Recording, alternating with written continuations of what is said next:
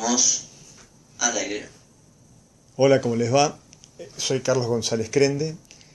Vamos a tener nuestras clases de administración rural. Vamos a tener una pequeña introducción, o no sé si tan pequeña, acerca de la influencia de los factores de los recursos, digamos, en general, que esta materia no es otra cosa que administración de recursos, y entre los recursos más importantes que tenemos en la agronomía tenemos el clima y el suelo por un lado y los recursos humanos por el otro, y estos deben ser administrados, así que este es un tema muy importante. Nosotros pensamos en administración y parece que todo es el tema plata, y es cierto, digamos, todos estos recursos, en definitiva su intercambio, pasan a través de la monetización. Tiene que ver con pagos, con cobros y mediciones de resultados. Y todas estas cuestiones de mediciones de resultados tienen mucho que ver con cuestiones físicas, relaciones insumo-producto de orden físicas, y relaciones económicas. Cuánto gasté y cuánto obtuve de valor de producto. Es decir, utilicé tanto alimento, tanto maíz en engordar estos novillos, tantos kilos por kilo de maíz por kilo de novillo. O gasté en maíz tanto y obtuve tanta plata en kilo de novillo. Bien, en esta cosa de administrar los recursos, el clima juega un papel muy importante. Es importante que nosotros sepamos, por ejemplo, para entrar así hablando en criollo, cuánto llueve.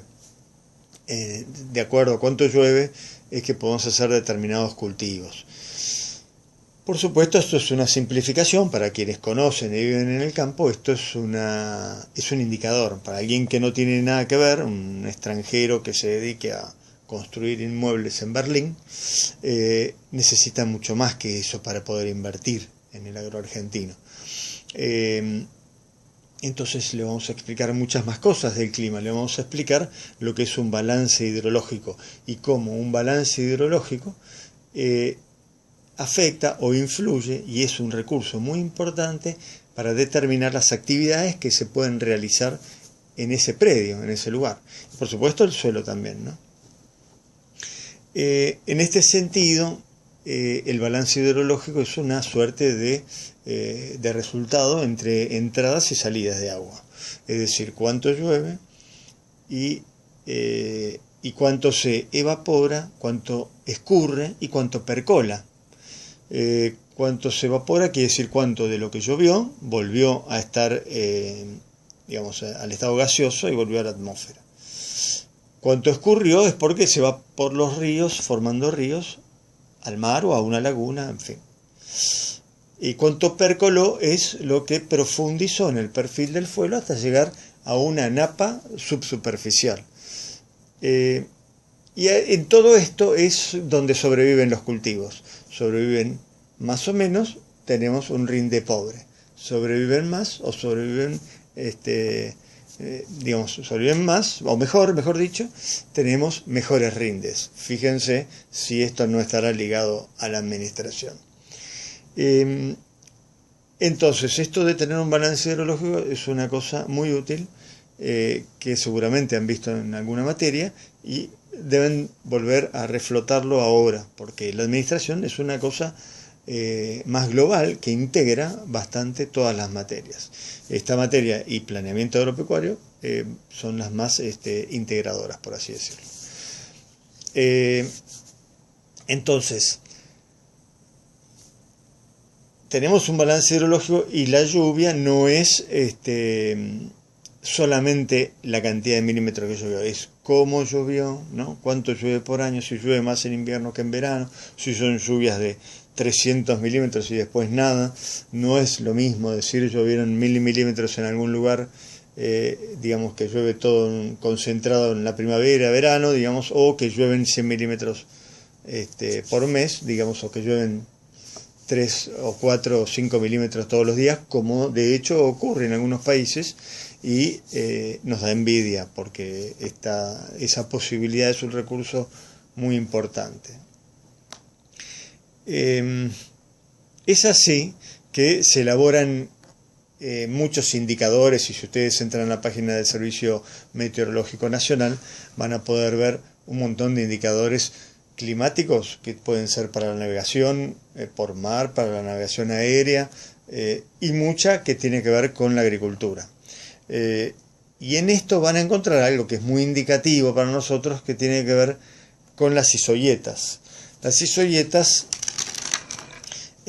recordarán, son las líneas que unen puntos de igual nivel de precipitación anual. Todavía no sabemos cómo se distribuye esa precipitación, pero si nos vamos acá a la pantalla a escribir esto, les voy a mostrar, si hiciéramos una suerte de mapa de la Argentina, aquí estaríamos con la Patagonia, con la Tierra del Fuego y por supuesto las Islas Malvinas y las Georgias y San Miguel. No se ve bien. Bien, imaginen que esto es la Argentina, no soy muy buen dibujante, y que trazamos una línea por aquí. Eso es una isoyeta. Quiere decir que acá llueve lo mismo que acá, llueve lo mismo que acá, llueve lo mismo que acá, por año. Por eso que esta zona es lo que llamamos pradera pampeana, y donde llueven más de 600 milímetros. Esta es la isoyeta de los 600 milímetros. Y a partir de acá todo se vuelve más desértico. Acá pasa la isoyeta de los 500, acá pasa la isoyeta de los 400, y acá pasa la de 700, la de 800, y así hasta 1000 y pico. Por supuesto hay lugares especiales como la selva tucumano-bonaerense, que acá llueven parte de Salta y Tucumán, que llueven alrededor de 1200, 1300 milímetros por año. Pero bueno, salvando estas distancias, encontramos que, ya dejamos la pantallita, que es muy útil conocer los niveles de precipitación, no solo para armar el balance hidrológico, sino para determinar fundamentalmente los cultivos que se pueden realizar en ese lugar. Bien, el otro tema es el suelo. Y el suelo para nosotros significa muchas cosas. Es otro de los grandes recursos a administrar. En otro bloque vamos a ver el tema de las rotaciones, que son la manera como secuenciamos nosotros las actividades para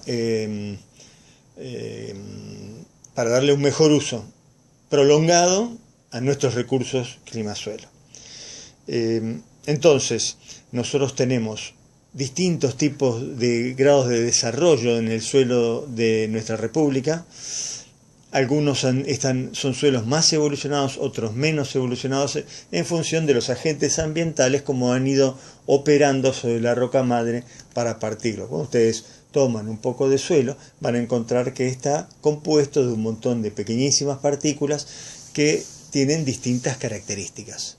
A ese tamaño de partículas le llamamos la textura del suelo, ¿no? Y texturas más finas tienen que ver con las arcillas. Se categorizan arcillas a partir de un determinado micronaje de tamaño. Tiene sus características, después viene el limo y después viene la arena, digamos. Más de tantos micrones es arena. Ustedes habrán estado en algún médano o en la playa o en alguna zona arenosa como el oeste bonaerense o el este pampeano o en Salta en los médanos de Cafayate, y habrán visto, o en 25 de mayo acá en la provincia de Buenos Aires, bueno, muchos lugares hay médanos, y habrán visto la poca consistencia, la poca cohesión que tienen entre sí. Es porque ese tamaño de partícula no tiene las propiedades que tienen los tamaños de partícula más chicas. ¿Qué propiedades tienen los tamaños de partícula más chica? Una es la cohesión y la agregación, por eso se juntan entre sí. Y por eso pueden formar suelos, por así decirlo, ¿no? Normalmente los suelos no son pura arcilla, tienen arcilla, limo y arena. Tienen los 3 tamaños texturales. Si tiene más arcilla que los otros 2, decimos que es un suelo arcilloso. Si tiene menos arcilla, más arena, acá decimos que es un suelo arenoso. Y así hay muchas combinaciones. Existe lo que se conoce como el triángulo textural, donde según la proporción de cada tamaño de partícula, puede. ¿Qué propiedades tiene este recurso suelo que tengamos que administrar? Por supuesto, me dirán los nutrientes. Es una propiedad química. El suelo está de alguna manera provisto de nutrientes que necesitan las plantas, por supuesto, para desenvolverse exitosamente. Y estos nutrientes, por un lado, estaban, ¿no? Fueron, según, en la medida que fue evolucionando el suelo, fueron de alguna manera estaban ya ahí y los empezamos a utilizar. Por otra parte, se pueden ir agotando y los podemos ir reponiendo, por supuesto, dentro de ciertos límites. Pero el suelo tiene que tener la propiedad de retenerlos. Si no, por mucho que le pongamos, que no puede no estar disponible para las plantas. Entonces, dentro de las propiedades de los suelos está lo que se conoce como capacidad de intercambio catiónico. Y esto tiene que ver con la posibilidad que tiene de reunir y poner a disposición de la planta los minerales que ésta necesita, esos nutrientes, ¿no? Por otra parte, dentro del suelo hay materia orgánica y según nuestra actitud administrativa hay más o menos. Por supuesto que el clima influye mucho sobre esto.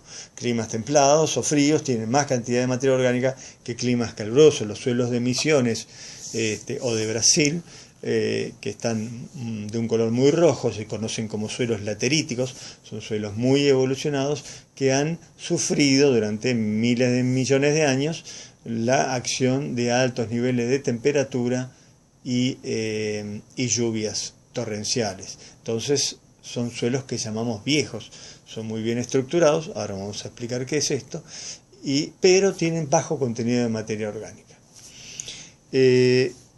Entonces, todos estos elementos que reúnen los suelos se ven además potenciados o no por el uso que se haga del agua a través del suelo.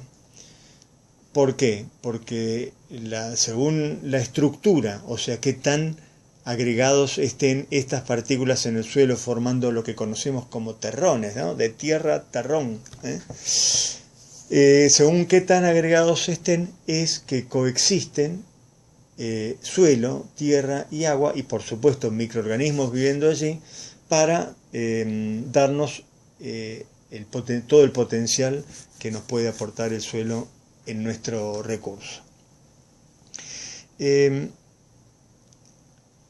Esta capacidad de juntar agua es lo que nos permite muchas veces independizarnos ligeramente del clima, ya que es una de las cosas más azarosas, saber cuándo va a llover y cuánto. Nosotros manejamos estadísticas, por supuesto, administramos estadísticas, y en función de eso sabemos que puede pasar que un verano llueva poco y demás, ¿sí?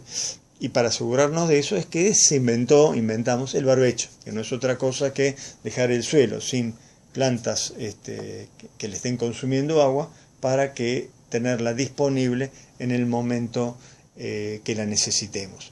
Y los suelos pueden almacenar desde 50 milímetros hasta 150 milímetros, cuando un cultivo necesita de verano, por ejemplo, alrededor de 500 o 600 milímetros. Entonces, tener una reserva de alrededor de 100 milímetros es muy importante. Tiene mejores rendimientos agrícolas. Un campo que ha tenido esta precaución durante muchos años que uno que no la tiene.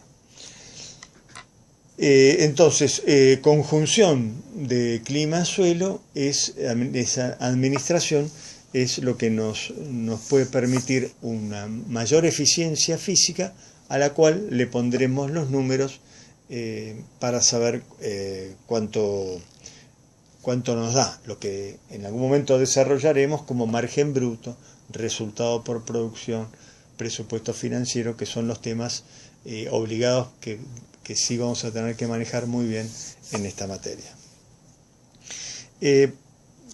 Todo esto que nos hemos hablado del balance hidrológico es lo que nos permite anticipar qué posibilidades hay, qué posibilidades y qué necesidades hay de regar y de aportar agua a este sistema, y por supuesto con sus costos y con su de alguna manera con su viabilidad como negocio. Hacia el final de la materia vamos a tener algunas herramientas financieras para evaluar los proyectos que requieren inversiones.